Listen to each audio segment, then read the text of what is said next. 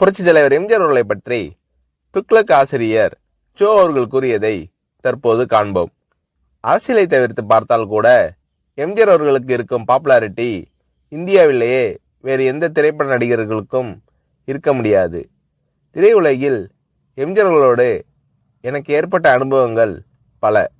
அவற்றில் ஒரு சிலவற்றை பற்றி மட்டும் எழுதுகிறேன்.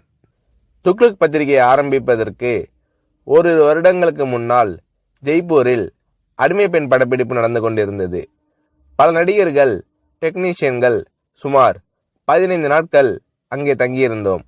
ஒவ்வொருவரையும் எம்ஜிஆர் அவர்கள் அக்கறையுடன் கவனித்துக் கொண்டது போல் வேறு எந்த தயாரிப்பாளரும் தன் படம் சம்பந்தப்பட்ட எவரையும் கவனித்துக் கொள்வாரா என்பது சந்தேகம்தான். தங்கும் வசதி, சாப்பாடு எல்லாம் ஒவ்வொருவருக்கும் திருப்திகரமான முறையில் இருக்கிறதா இல்லையா என்பதை அவ்வப்போது எம்ஜிஆர் அவர்களே நேரில் கவனித்துக் கொள்வார். படப்பிடிப்பின் போது ஒரு சில நாட்கள் கடும் வயிற்று வலியால் நான் அவதிப்பட்ட போது எம்ஜிஆர் அவர்கள் என்னிடம் காட்டிய பரிவு என்னால் மறக்க முடியாது. படப்பிடிப்பு தடைப்படுவதை பற்றி எம்ஜிஆர் அவர்கள் சற்றும் கவலைப்பட்டதாகவே தெரியவில்லை. அதே சமயத்தில் சென்னையில் ஒரு வழக்கை நடத்துவதற்காக நான் ஆஜராக வேண்டியிருந்ததால் உரிய நேரத்தில் என்னை அனுப்பி வைப்பதற்கும் எம்ஜிஆர் அவர்கள் எடுத்துக்கொண்ட சிரமம் கொஞ்சம் நஞ்சமல்ல. எனக்கு வயிற்று வலி குணமான பிறகு கூட என்னை படப்பிடிப்பிற்கு அழைக்காமல் என் நண்பர்களை அழைத்து உண்மையிலேயே அவருக்கு குணமாகிவிட்டதா, இல்லை ஷூட்டிங் தாமதமாகிறது என்ற காரணத்திற்காக குணமாகிவிட்டது என்று கூறுகிறாரா என்று விசாரித்து கொண்டார் எம்ஜிஆர் அவர்கள். அவருடைய டாக்டரை அனுப்பி நான் பரிபூர்ண குணமடைந்து விட்டேன் என்று அவர் சர்டிபிகேட் கொடுத்த பிறகுதான் சம்பந்தப்பட்ட காட்சிகளை எடுக்க ஆரம்பித்தார் எம்ஜிஆர் அவர்கள். என் விஷயத்தில் மட்டும் இப்படி என்பதில்லை. எல்லா நடிகர்களுக்கும் டெக்னீஷியன்களுக்கும் ராஜ உபசாரம்தான். ஜெய்ப்பூரில் அடிமை பெண் படப்பிடிப்பு நடந்து கொண்டிருக்கும் போதுதான் அவருடைய 100வது படமான ஒளிவிளக்கு தமிழகத்தில் ரிலீஸ் ஆகிறது. நீங்கள் சென்னையில் இருந்தால் பெரிய விழாவாக நடத்திருக்கலாமே என்று நான் எம்ஜிஆர் அவர்களிடம் கேட்டேன். சிரித்துக்கொண்டு பேசாமல் இருந்து விட்டார் எம்ஜிஆர் அவர்கள். என்ன இருந்தாலும் ஒரு கதாநாயக நடிகருக்கு 100வது படம் என்பது ஒரு முக்கியமான மைல்கல். அதை இவர் எந்த விதத்திலும் கொண்டாடாமல் விட்டுவிடுகிறாரே என்ற எண்ணம் என் மனதை உறுத்தியது. ஒரு சிறிய அன்பளிப்பை வாங்கி ஒரு வாழ்த்து பத்திரத்தையும் எழுதி ஜெய்ப்பூர் வந்திருந்த அத்தனை டெக்னீஷியன்கள், நடிகர்களின் பெயரையும் குறிப்பிட்டு நானே கையெழுத்திட்டு எல்லோரது முன்னிலையிலும் எம்ஜிஆர் அவர்களுக்கு வாசித்தளித்தேன். அதை வாங்கி கொண்ட எம்ஜிஆர் அவர்கள், என்ன இது, காகிதத்திலேயே 2 பக்கமும் எழுதிட்டீங்க, நான் இதை 2 பக்கமும் கண்ணாடி போட்டு ஃப்ரேம் போட்டு வச்சிக்க போறேன் என்று கூறினார். நான் செய்த சிறு காரியத்திற்கு எம்ஜிஆர் அவர்கள் தெரிவித்த நன்றி மனப்பூர்வமானதாக இருந்தது. ஒரு முறை ஷூட்டிங்கிற்காக ஒகேனக்கல் சென்றிருந்தோம். நான் போய் சேரும்போது எம்ஜிஆர் அவர்கள் அவுட்டோர் லொகேஷனில் இருந்தார். நானும் அந்த காட்சிகளுக்கு தேவை என்று என்னிடம் கூறினார்கள். மேக்கப் போட்டுக்கொண்டு நான் லொகேஷனுக்கு சென்றேன். என்னுடைய நண்பர்கள் சிறிது நேரம் கழித்து அங்கு வருவதற்காக காரில் புறப்பட்டிருக்கிறார்கள். இதற்குள் எம்ஜிஆர் அவர்கள் என்னிடம் லொகேஷனில் இடவசதி எல்லாம் சௌரியமாக இருக்கிறதா என்று கேட்டு தெரிந்து கொண்டார்.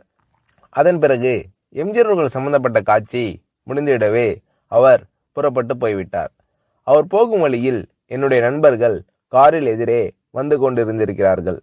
அடையாளம் புரிந்து கொள்வாரா மாட்டாரா என்ற நினைப்பில் அவர்கள் எம்ஜிஆர் அவர்களை பார்த்தும் கூட பேசாமல் வண்டியை ஓட்டி கொண்டு வந்திருக்கிறார்கள்.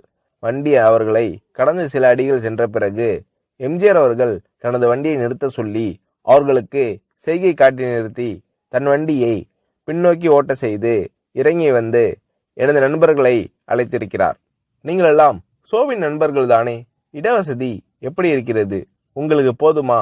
சோவிடம் கேட்டால் அவர் எல்லாம் சரியாக இருக்கிறது என்று கூறி மழுப்பி விடுகிறார். ஏதாவது குறை இருந்தால் நீங்கள் சொல்லுங்கள் என்றெல்லாம் விசாரித்துவிட்டு அதன் பிறகுதான் மீண்டும் தன் வண்டியில் ஏறி புறப்பட்டு சென்றுள்ளார் எம்ஜிஆர் அவர்கள். மிக சாதாரண விஷயம் போல் தோன்றலாம், ஆனால் அந்த மாதிரி கேட்டிருக்க வேண்டிய அவசியமே எம்ஜிஆர் அவர்களுக்கு இல்லை. முகங்களை ஞாபகம் வைத்துக் கொள்வதில் எம்ஜிஆர் அவர்கள் வல்லவர். அதற்கு இன்னொரு உதாரணம். எம்ஜிஆர் அவர்களுடன் சத்யா ஸ்டுடியோவில் ஷூட்டிங்கில் கலந்து கொண்டிருந்தேன். என்னுடைய நண்பர் நீலு சில ஆண்டுகள் கல்கட்டாவில் தங்கிய பிறகு அன்றுதான் சென்னைக்கு திரும்பினார். என்னை பார்க்க சத்யா ஸ்டுடியோவிற்கு வந்தார். நான் அவரை எம்ஜிஆர் அவர்களுக்கு அறிமுகப்படுத்தி வைத்தேன். எனக்கு தெரியுமே, உங்கள் நாடகத்தில் இவர் நடித்ததை நான் தான் பார்த்திருக்கிறேனே என்றார் எம்ஜிஆர் அவர்கள். அதற்கு முன்தினம் எம்ஜிஆர் அவர்கள் எங்கள் நாடகத்திற்கு வந்திருந்தார். ஆனால் நீலுவோ அன்றுதான் கல்கட்டாவிலிருந்து திரும்பியிருந்தார். ஆகையால் நான் எம்ஜிஆர் அவர்களிடம் சொன்னேன், நேற்று நீங்கள் பார்த்த நாடகத்தில் அவர் நடிக்கவில்லை. கல்கட்டாவிலிருந்து இன்றுதான் சென்னைக்கே வந்திருக்கிறார் என்றேன். எம்ஜிஆர் அவர்கள் என்னை கேட்டார், நேற்று நடந்த நாடகத்தில் பார்த்தேன் என்று நான் சொன்னேனா? 3 ஆண்டுகளுக்கு முன்னால் திருவல்லிக்கேணியில் என்கேடி கலா மண்டபத்தில் மனமொரு குரங்கு நாடகத்தில் ஒரு அடங்கா பிடாரி மகனின் தந்தையாக அரிசி வியாபாரியாக நடித்தவர் இவர்தானே, அதைதான் நான் சொன்னேன் என்றார் எம்ஜிஆர் அவர்கள். நானும் சரி, நிலுவும் சரி, இதை எதிர்பார்க்கவில்லை. இவ்வளவு ஞாபக சக்தியா என்று வியந்தோம். சினிமா நாடகங்கள், பொது நிகழ்ச்சிகள் என்று பல இடங்களில் பலரை சந்திக்கும் இந்த மனிதருக்கு இவ்வளவு கரெக்டா ஒரு முகத்தை ஞாபகத்தில் வைத்துக் கொள்ள முடிகிறதா என்று ஆச்சரியப்பட்டு போனோம். திரையுலகில் எம்ஜிஆர் அவர்களிடம் நான் கண்ட வேறொரு சிறப்பு, சினிமா டெக்னிக்குகளை அவர் கரைத்து குடித்திருந்த விதம். ஒரு நல்ல டைரக்டருக்கு வேண்டிய எல்லா தகுதிகளும் உடையவர் எம்ஜிஆர் அவர்கள் என்பதில் சந்தேகமே வேண்டாம். சண்டை காட்சிகளை படமாக்குவதில் வல்லவர் எம்ஜிஆர் அவர்கள் என்று கேள்விப்பட்டிருக்கிறேன். சில சமயங்களில் டைரக்ஷன் எம்ஜிஆர் என்று விளம்பரப்படுத்தப்படும் படங்களை பற்றி சிலர் வேறு யாரையாவது டைரக்ட் செய்ய சொல்லிவிட்டு அவர் தன் பெயரை போட்டுக் கொண்டிருப்பார் என்று கூற நான் கேள்விப்பட்டிருக்கிறேன். இது வெறும் பிதற்றல். இன்னும் சொல்ல போனால் பல சமயங்களில் எம்ஜிஆர் அவர்கள் படங்கள் வேறு டைரக்டரின் பெயரில் வெளிவரும்போது கூட அவற்றிலும் பல காட்சிகளை எம்ஜிஆர் அவர்களே டைரக்ட் செய்திருப்பார். இதுதான் உண்மை. எம்ஜிஆர் அவர்கள் செய்துள்ள தான தர்மங்கள் ஏராளம் என்பது எல்லோருக்கும் தெரியும். தவிர எந்தவிதமான விளம்பரமும் இல்லாமல் எம்ஜிஆர் அவர்கள் செய்துள்ள உதவிகளும் அநேகம் உண்டு. உதவி பெற்றோர்கள் கூட என்னிடம் கூறியிருக்கிறார்கள். மிகவும் தேவையான சமயத்தில் செய்யப்படும் உதவி போன்ற நல்ல காரியம் வேறு எதுவும் இல்லை. இந்த மாதிரி நல்ல காரியங்களை எம்ஜிஆர் அவர்கள் செய்திருக்கிறார் என்பது மறுக்க முடியாத உண்மை.